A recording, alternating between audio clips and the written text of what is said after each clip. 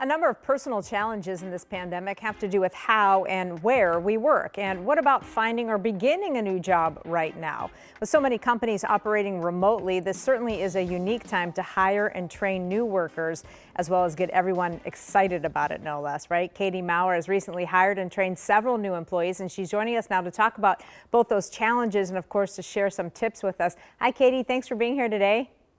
Hi, Rena. Thanks for having me. Well, what have been some of the biggest challenges that you have found to what they call remote onboarding, if you will, or starting a new employee that is working remotely? Right. So I think, the biggest challenges, and really this is whether you're starting remotely or in person, but you really have two things to prioritize for those new hires. And that's providing them with the foundation to perform their new job well, and also immersing them in your company culture. And again, those two buckets are the same whether you're in person or remote. We at Media Minefield place a pretty high value on culture, and so we devote significant resources to ensuring that our new employees feel welcomed and part of the team from the moment they join their very first Zoom meeting. We believe that personal connection is so important for employee engagement.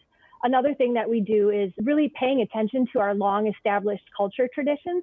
Those should remain in place whether you're remote or in an office setting. We've seen great success with virtual team lunches, team building, check-ins, and even book clubs via Zoom. And most recently, we catered an outdoor picnic so everyone could see each other in person in a safe setting. So whatever those cultural traditions are, it's important that you stick with them, even in a remote setting. Absolutely. Hard to do, but very important to remember. One of the things you suggest is be intentional in scheduling your meetings. What does that mean? We believe in not leaving anything to chance. Having a prepared and organized agenda for that new employee really shows them that you've put thought into setting them up for success. In our experience, one of the most important components about learning that new role often involves shadowing. So we're pretty intentional about scheduling shadowing. It's easy to invite someone to sit at your desk and learn from you in person, but those Zoom shadowing meetings require planning, and if we're being honest, they also require a little bit of extra energy to keep them engaging. And you say give new employees some downtime. What do you mean by that? So downtime, some of our new employees may have not been working much or even at all during the pandemic. And it's just not realistic to throw information at them for 8 hours every day and expect them to retain everything.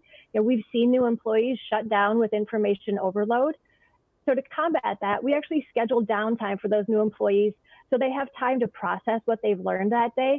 They're still using their time constructively. Maybe they're reviewing the notes that they've taken or digging into the website or looking at our social platforms. So still taking in information, but kind of at their own pace in a quieter setting.